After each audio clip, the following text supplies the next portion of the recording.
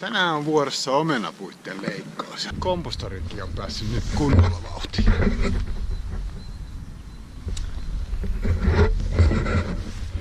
Eli kevät on nyt täällä.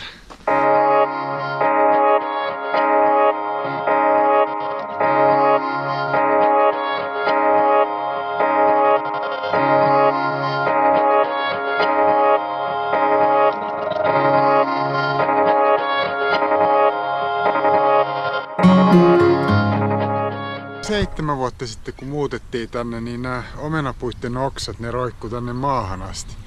Niin sit mä oon vuosi vuodelta vähän typistänyt niitä, että mä saisin noi puut vähän kapeimmiksi. Keskustalta oli kans ihan tosi tiiviit, että mä oon sieltä harventanut oksia. Semmonen hyvä nyrkkisääntö on se, että kun ottaa pipon ja heittää sen, niin sen pitäisi mennä tuolta keskeltä läpi. Niin, että toi puu saa sekä ilmaa että valoa. Omenapuun kasvustosta ei saa leikata kuin 1/3 oksasta pois. Ja sitten korkeintaan pari kappaletta sellaista yli ranteen paksusta oksaa. No niin, nyt mä ajattelin näyttää miten mä leikkaan ton omenapuun. Semmoisen malliesimerkin. Mä aloittaisin leikkaamalla pois kaikki tämmöiset oksat, mitkä on kietoutunut toisiinsa. Täällä on aivan liian tiheetä, eli tosta napsitaan pois. Tässä on 2 oksaa yhdessä. Poistetaan se, mikä kasvaa tonne alaspäin. Ja tosta voisi harventaa vielä, ottaa ton pois. Nämä 2 oksaa on niinku liian lähellä toisiaan. Et semmonen vähintään 10 senttiä väliin. Nää nyt on turhia. Sitten kun noi on noin pitkiä, niin typistetään vähän. Koska mä haluan, että nämä oksat kasvaa ylöspäin eikä alaspäin, niin mä leikkaan pois kaikki oksat, jotka on täällä niin kuin alapuolella. Ja tälleen ei saa leikata, että jättää tämmöisiä tappeja, vaan se pitää leikata mahdollisimman lähellä niin, että semmoista haavasolukkoa pääsee sitten muodostumaan. Jos on tommonen silmu, mikä kasvaa ylöspäin, niin ihan siitä vierestä, niin tosta lähtee uusi oksa sitten kasvamaan. Tossa on ihan hyvä paikka. Noin. Tosta sanotaan, että aina kun katkaistaan isompi oksa, niin tosta vierestä pitäisi lähteä vähintään 1/3 ton pääoksan paksuutta oleva sivuoksa. Putsataan. Sitten leikataan taas alapuolelta.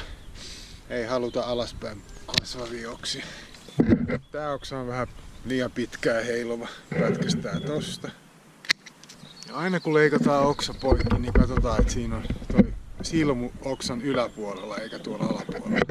Jos mä haluan, että oksa alkaa kasvaa ulospäin, niin sit mä leikkaan semmosen silmun kohdalla, mutta jos mä haluan, että tää lähtisi kasvamaan vaikka tänne päin, niin sit mä leikkaan tosta. Tosta se uusi oksa tulee ulos. Noin, näyttää aika hyvältä. Oksa kasvaa noitten latvassa olevien oksien sisään, niin posti tässä. Sahalla saa tosi nettiin jälkeen. Tästä näkee hyvin, miten toi puu muodostaa ton sahatun oksan ympärille. Tuommoista haavasolukkoa. Tää on muutaman vuoden ollut vuosi vuodelta sitten umpinaisempi. Tää solukko muodostuu tosi hyvin silloin, jos on leikannut oikeaoppisesti. Tässä on hyvä esimerkki tämmöisestä oksasta, mistä on lähtenyt kaarnaa irti. Mutta tää ei haittaa yhtään. Tämmönen oksa voi ihan hyvin. Niin kauan kun on ohutkin kaistalle kaarnaa, niin silloin ravinteet pääsee kuitenkin liikkuu ton kaarnan alla. Sitten tällaista sammalta ja jäkälää mitä lieni. Tätä on ihan hyvä raapia rungosta pois. Mielellään jollain puukapulalla. Tämmönen sammal tähän kerää tänne vaan sadevettä ja kosteutta, ettei sit tää rupee lahoamaan pikkuhiljaa. Esimerkki kuolleesta oksasta, eli toi kaarna on lähtenyt ihan täysin pois. Tässä kasvaa oksia aivan liian tiheesti. 5 oksaa 10 sentin alueella. Tosta voi nipsasta nyt ainakin nämä pienet oksat pois. Nyt on vähän parempi väliä. Tässä oli jossain semmoset toisiinsa kietoutuneet oksat. No, tässä on ainakin yksi kohta. Noi oksat on ihan ristissä. Kun tuulessa ne sit hankaa toisiaan vastaan ja sit se kaarna irtoaa niistä. toinen pitäisi saada pois. Ongelma poistettu. Näyttää jo aika hyvältä. Paljon siistimän näköinen puu nyt kuin aamulla kun aloitin. Ja tässä on hyvä esimerkki siitä, että kun alat leikkaamaan omenapuuta, niin sitten vasta niitä oksia alkaa tulemaan. Tuossa mä oon pistänyt paksun oksan poikki. Tosta voisi leikata suurimman osan noista oksista pois. Ja tälleen pystyy aika hyvin nyt ohjailemaan sitä, että mihin päin haluaa, että toi puu alkaa kasvamaan. No. Toi veke. Toi pois. Tää kasvaa. Hassusti. Parempi on leikata vähän kerralla, ettei ota liikaa. Tää on kuitenkin usean vuoden projekti, niin ihan turhaa hötkyillä. Voi ensi vuonna sitten jatkaa siitä, mihin jäi. Tähän ympärille nyt 4 pääoksaa. Pois vaan. Tää yksi riittää. Se ongelma, jos on liian pitkiä oksia, niin tikapuut ei yletä. Ja mä en pääse tonne millään. Tuossa on yksi syy, miksi kannattaa pätkästä noita oksia ja väistää, ettei ne kasva liian pitkiksi. Leikannut 1 ison oksan pois, tai 2, niin siitä on tilalla 10 uutta. Sahalla tulee paljon nätimpää jälkeä kuin näillä pienillä saksilla. Tää kasvaa nyt vähän ristiin. Tää kasvaa tänne puun sisään. Pois. Sitten nämä tämmöiset haarakohdat, niin täältä voisi harventaa, että 2 oksaakin riittää. Mä en halua tätä oksaa tänne puun sisälle, niin toi poikki ja toi on kans turha. Siihen jäi 2. Taas tämmönen kohta, missä on ihan liikaa oksia. Välillä on vaikea päättää.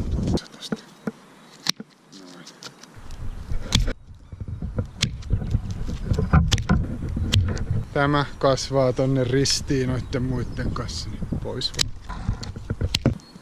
Nyt nämä oksat kasvaa suoraan ylöspäin. Tänne pikkasen mua kohti tähän tyhjää tilaa. Tää yksi kasvaa tänne toiseen latvaan. Tossa on aika sopiva silmu, joka tulee tänne mua päin tänne, niin mä katkaisen suoraan ton yläpuolelle. Sopusuhtaiset ja ei ole liian leveitä. Nää pitäisi kyllä saada nyt jotenkin pätkästä. Tässä on se ongelma, että kun noi omput tippuu tosta noin, ne tippuu tähän kivetyksen päälle ja sitten ne menee pilalle. Mä en viitti poistaa tää oksaa, koska lapset tykkää kiipeillä tässä.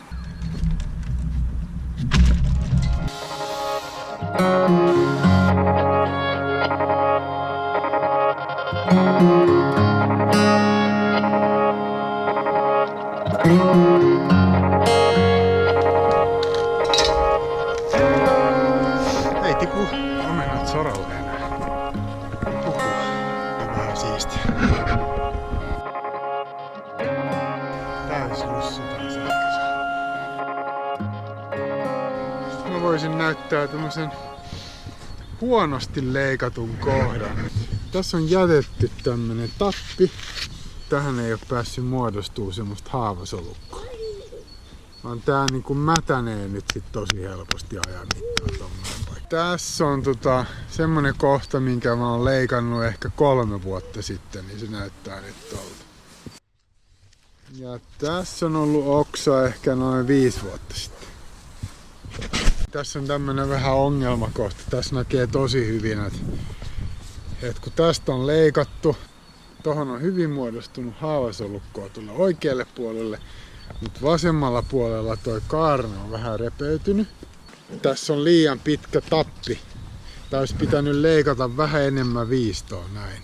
Tääkin voi lahota sitten ennen pitkään. Tässä on ihan nätti oksa. Tässä on oksa leikattu mahdollisimman lähellä isomman oksan runkoa, niin silloin tää menee umpeen itsestään vuosien saatossa. Tässä on kans tämmönen huonosti leikattu kohta. Jätetty liikaa tappia tohon. Tää olisi pitänyt katkaista näin. Tää ei pääse parantumaan. Tää näyttää tosi hienolta. Tässä on hyvä tapa tappaa tommonen omenapuun oksaan, laittaa pihakeino tolleen kireesti. Tää on parempi tapa kiinnittää keinot, laittaa jonkun vaikka nahanpalasen tohon ympäri, jolloin se ei pääse hiertämään sitä kaarnaa poikki. Tämmönen täysin umpeen mennyt tämmönen oksan kohta.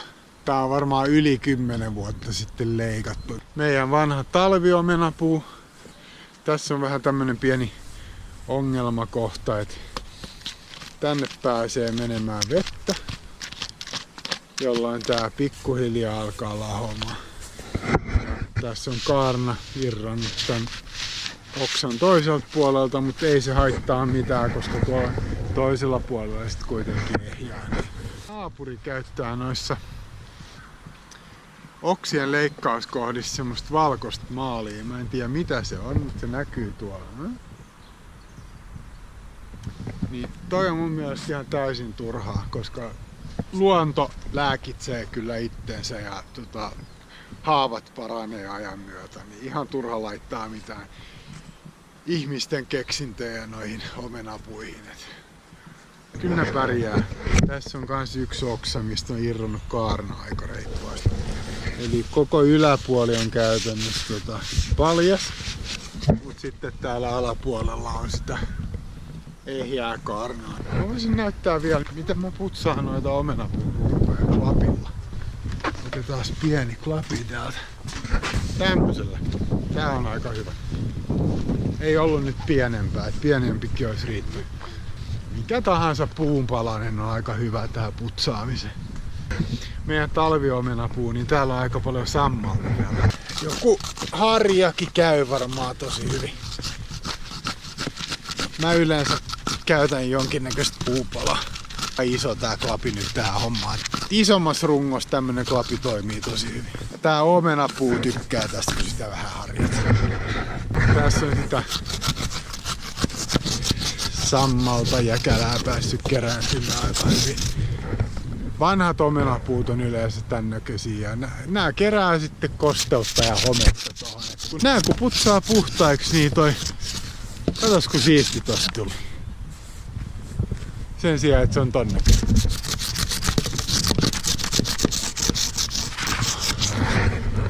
Tää oli huono. Liian iso. Mut pienempi puupala, niin tää toimii. Sekin, että kun lapset kiipee noissa omenapuissa, niin se on vaan hyvä asia, koska ne tekee tän homman tavallaan sitten mun puolesta. Nyt mä otan pienemmän palan. Mä löysin mun autotallista tämmösen pienen puukepin. Tää on ehkä vähän parempi kuin se klapi. Nonni. Tää toimii tosi. Täällä on reilusti sammalta täällä juuressa.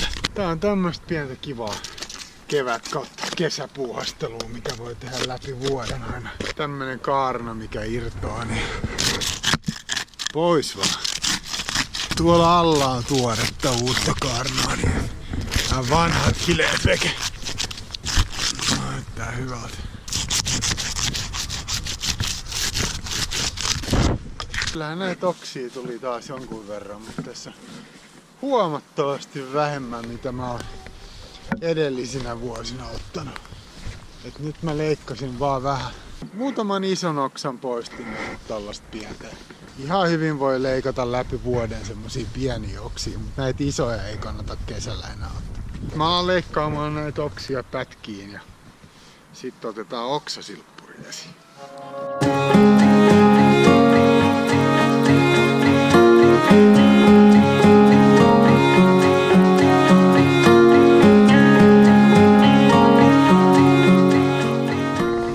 Tässä on mun oksasilppuri. Tää tekee vähän turhan karkeeta silppua, mut kyllä tää on kuitenkin hintaansa nähden ihan ok. Aletaan hommi.